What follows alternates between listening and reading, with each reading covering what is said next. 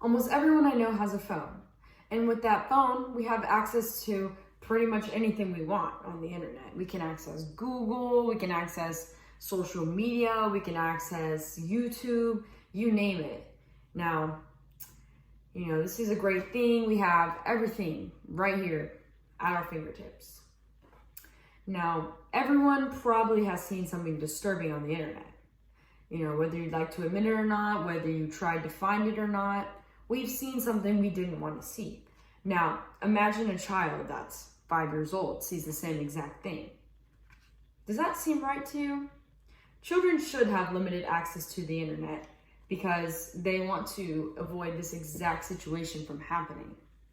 It's unsafe because they could accidentally access something that's inappropriate for the child of age or just inappropriate for anyone. Although the internet does have its perks of early academics and learning games, it can be harmful if used incorrectly. Khan Academy, ABC Mouse, two great examples of educational websites that could be used to further education. You can also make connections over the internet. You can use social media. You can use LinkedIn to connect with businesses and professionals, you name it. And you can also use, Google Scholar for educational resources for like a paper or something. And maybe you can learn a new thing, learn a new hobby on YouTube. The internet is such a vast informational place when used correctly.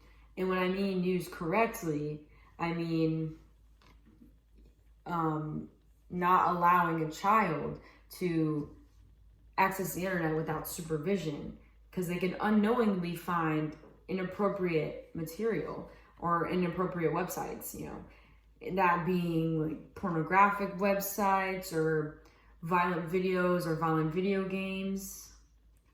You need supervision for the child. The internet is also a distraction. You can distract them from doing their homework, distract them from just basic daily activities, According to the compulsive internet use among adolescents, feeling socially connected and accepted may be such a reward for adolescents who make intensive use of the communication functions of the internet. This meaning children don't like to feel, they're missing out. So they feel like they have to be on the internet so they can make these connections with the other kids that are out there too, because it's not like it used to be. You don't go play outside anymore to make friends. You're on the internet to make friends.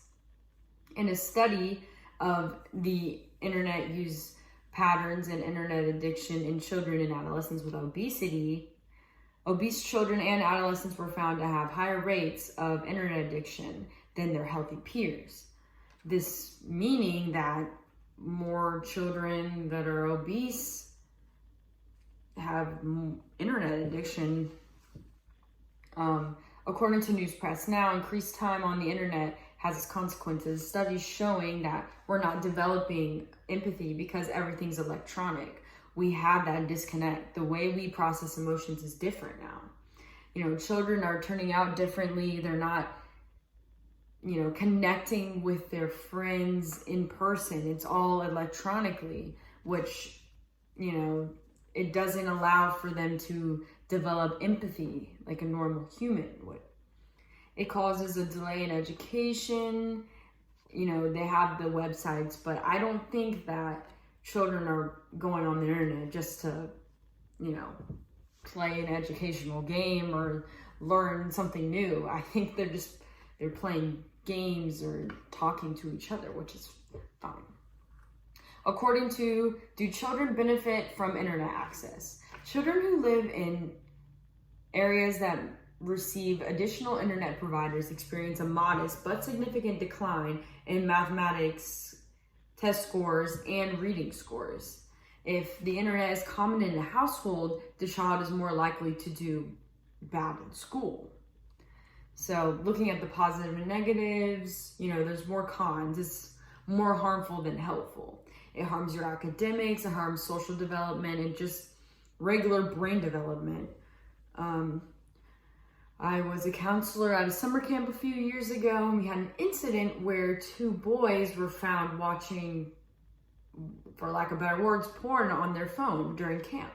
Electronics were absolutely not allowed during camp, and the only reason how counselors found out about this is because another child had come up to a counselor saying that they saw them hiding and watching what they were watching.